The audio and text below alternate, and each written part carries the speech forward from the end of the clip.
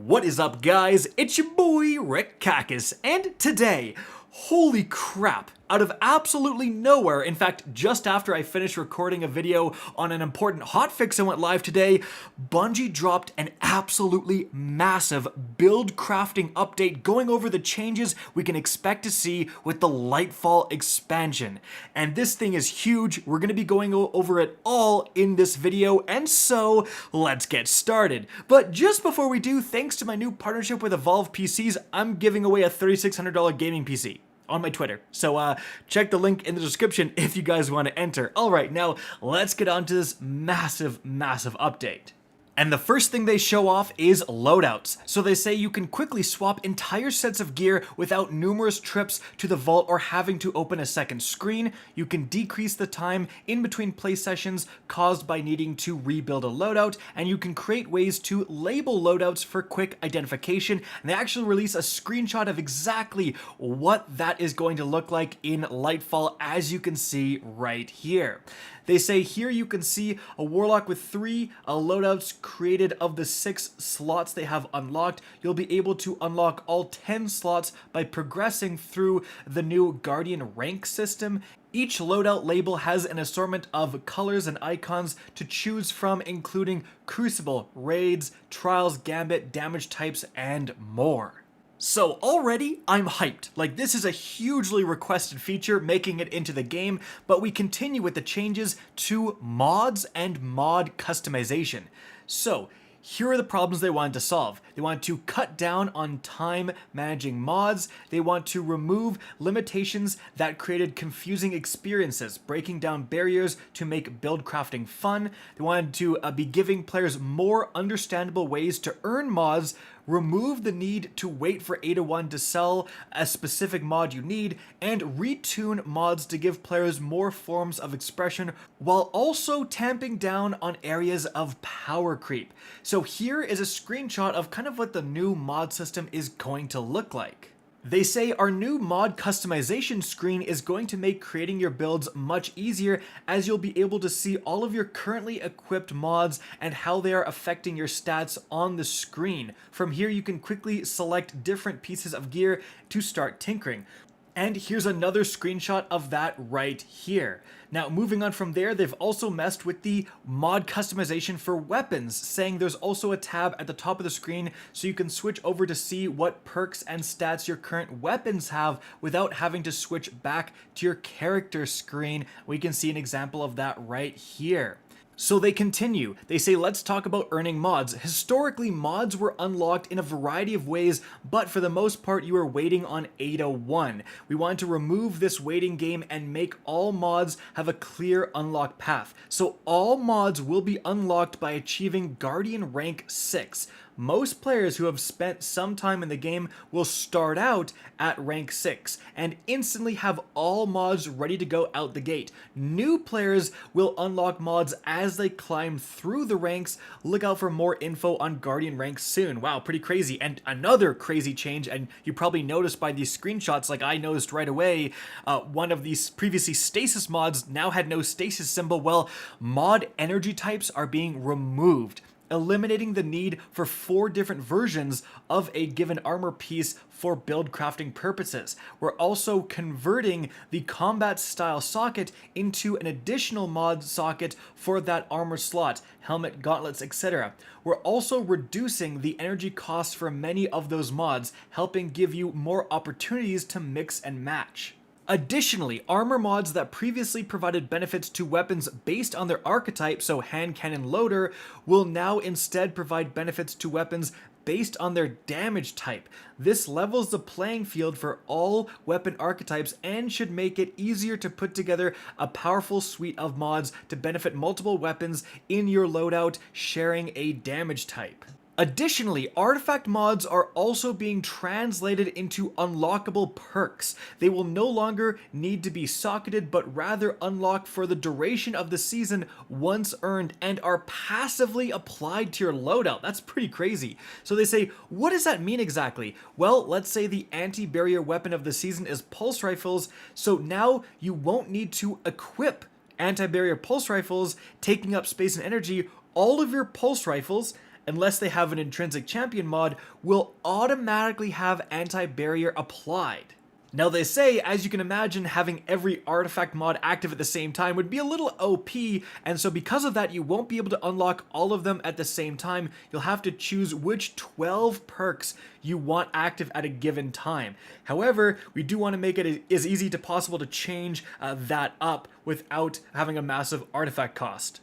Now they say, what does this mean for Artifice Armor's extra artifact mod slot? Well, starting in Lightfall, Artifice Armor will have a new unique mod slot that grants 3 additional points to your character's stats, like strength, mobility, intellect, etc. This will help you round out your stats as you perfect your builds. So that's a pretty big change. Definitely that is a downgrade, having an extra mod slot, especially being able to fit in these crazy artifact mods was a pretty big deal, but still now being able to do, +3/+3 in total with 5 armor pieces, that's 15 extra stats that you can get. That is a pretty big deal in getting to those, triple 100 numbers and all of that stuff. So Artifice Armor is still going to be desirable, just not quite as cracked as it once was. For some people who didn't take advantage of the extra artifact slot, it's going to be literally better, right? But moving on from there, they have a section about match game. They say a huge part of how you build your builds is match game. It's been pretty much a requirement that you diversify your damage types or end up facing shields that feel hopeless to break. We want to remove this restriction and allow for more freedom with how you create your builds to take advantage of new element-specific mods. So, to reach the goal, match game is being removed from high difficulty activities, and we're making a few tweaks for how you can do damage to different types of shields. Base shield resistance to non-matching damage types across the entire game has been adjusted to 50%, so it's similar to Gambit. And we will have some ways for you to do some bonus damage to shields that we'll tell you about before the launch. This will help you synergize with your perks and abilities around a single damage type rather than diluting them across several different ones. Very, very interesting. But next up, we have the topic of champions. Originally introduced to kind of change up metas in between seasons, and honestly they were pretty good for that. Over the years, they've grown a bit tiresome. So they say, we want to make how you counter champions more logical. That should also make it easier to learn how to deal with them in the first place. So while you will still have a selection of anti-champion artifact perks available to you based on your current weapon selection, we're also adding some anti-champion options to your subclasses to complement your weapons. So for barrier champions, they say solar, void, and strand counter. So when using volatile rounds from your weapon, it will also pierce the barrier and stun barrier champions. When the player is radiant, their attacks will pierce these barrier champions, and then also strand will have some methods of piercing them as well. Wow, that's crazy. So for overload champions, arc, stasis, and void will counter. So damaging an overload champion by triggering the jolted condition stuns the champion. Likewise, suppressing the champion stuns them, and slowing them with stasis stuns them. And then with unstoppable champions, arc, solar, stasis, and strand will counter them. So blinding will stun an unstoppable champion, then encasing them in stasis and then shattering it will stun them, or triggering a solar ignition on them will stun them, and strand will also have a stun. So wow, you don't even necessarily need to put on, anti-barrier weapons.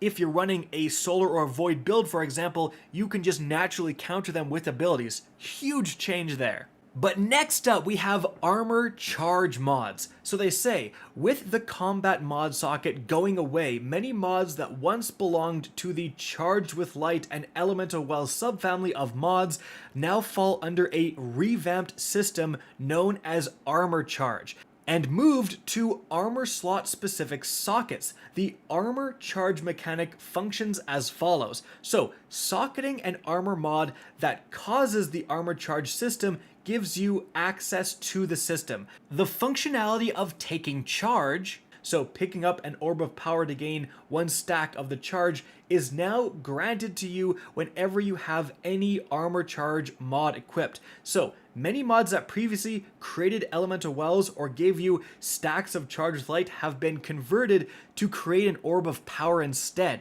So you can hold between 0 and 3 stacks of armor charge by default, which appears as a buff in the status effects area. By socketing chest armor mods, so charged up, you can increase your maximum number of armor charge stacks as high as 6. Some mods provide a passive ongoing benefit when you have any stacks of armor charge. When you have one of these mods equipped, every 10 seconds a stack of armor charge falls off if not consumed by something else. Players can extend this time by socketing extended charge mods in the class item socket. For example, Font of Wisdom in the head socket will provide a bonus gain to intellect while you have any armor charge active. So, some mods consume 1, 2, 3, or all of your stacks of armor charge on a particular trigger, granting you an instantaneous benefit when they do. A few mods, like Stacks on Stacks in the leg socket, Powerful Friends or Radiant Light in the head socket, Time Dilation in the class item socket, etc., can modify the armor charge system for you without providing you a specific benefit while you have armor charge. So finishers will now consume armor charges and not dip into your super energy. Okay, wow, so very, very big change here. They're just kind of streamlining the mod system. Instead of making elemental wells and also getting charged with light, you just get armor charges. Now, in some ways, that could be very, very good, making it a lot easier to make builds. In other ways, dumbing down the entire armor system and not having these two diverse and different systems that you can combine sometimes for interesting builds, maybe we will end up seeing a lessened number of diverse builds because of this. I'm not always a fan of making things more simple. That often removes a lot of the strategy and nuance of these systems, but we'll have to wait and see. Moving on from there, they say elemental wells evolved. So they say, while many of the mods that previously created or benefited from elemental wells are being changed instead to focus on orbs of power, some aspects of elemental wells aren't going away entirely.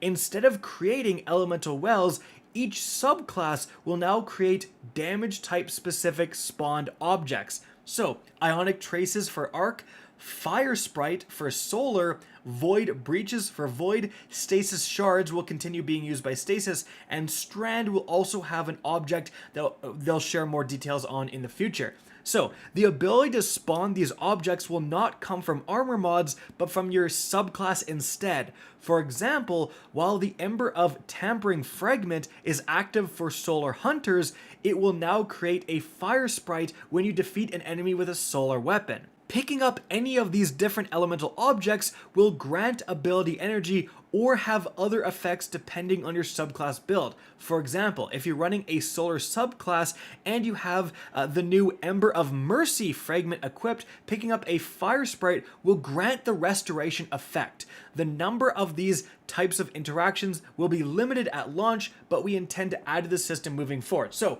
in that example right there, so instead of having a way to produce solar elemental wells and then having the mod that gives you healing for picking them up, you now just have it within the subclass itself. So that's a very interesting change. But moving on to the next section, Balancing Act. They say while the main goals here were to streamline the build crafting experience, we also had to do some tuning while under the hood to address some of the power spikes certain build combinations created. So as we said previously, we looked at every single mod, and some were changed, moved to other slots, transitioned to other abilities, or removed. With the removal of armor energy type and the consolidation of mechanics into armor charge, some mods became redundant and were removed.